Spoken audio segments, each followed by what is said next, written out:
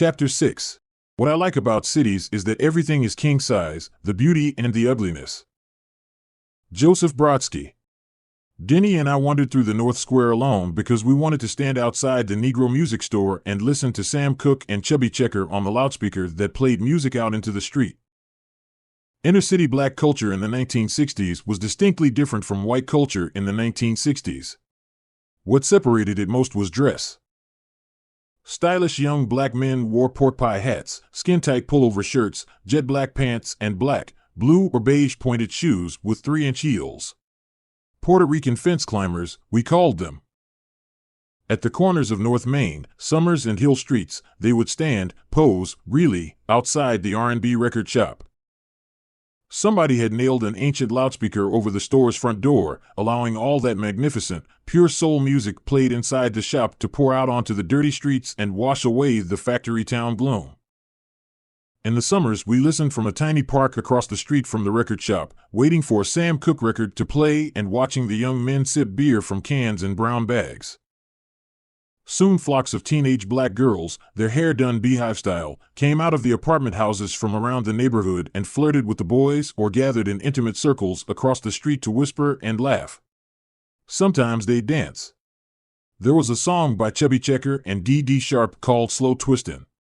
It was a sensual song with erotic lyrics that didn't have a damn thing to do with dancing. Baby, baby, baby, baby, take it easy. Let's do it right. Baby, take it easy. Don't ya know we got all night? 'Cause there's no twistin'. Like a slow twistin' with you. America twisted to that song, and in 1962, everybody in America, from the president on down to us, was doing the twist, but I knew even then that the colored people, at least in the north end of Waterbury, twisted differently from everyone else. When they danced to the slow twistin', man, oh man, it reeked of sex.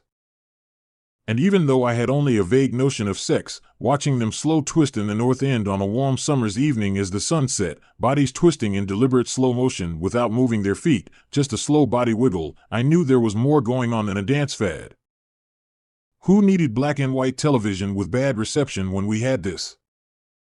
Eventually the squad car prowled by, and came to a near stop, watched the dancing, and a red-faced Irish cop snarled out the window, "This look like a dance hall to use? Get out of the goddamn street and behave yourselves." The cops talked to the colored like that back then in Waterbury, and they got away with it, too. That was in 1961. 6 years later, a new generation of young blacks decided they weren't going to take it anymore. One night they turned the old Italian North End into a battleground against the cops and their abuse into a race riot that lasted, essentially, 2 more summers before it ended. One time when we were up at the North End, we found a nickel on the ground and bought us a Drake's cake with it. Being older, I was almost 7 and Denny was closing in on 6, I handled the transaction and divided the spoils. Denny complained, loudly, that I gave myself the largest share.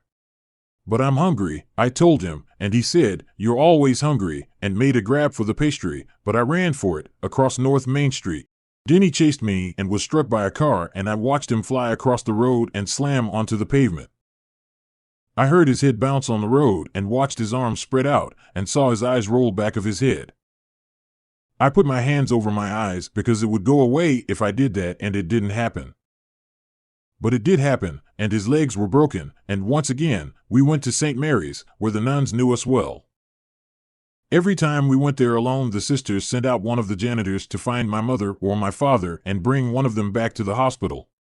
The sisters never called the cops because this was a family matter and all the cops would do is try to break up the family.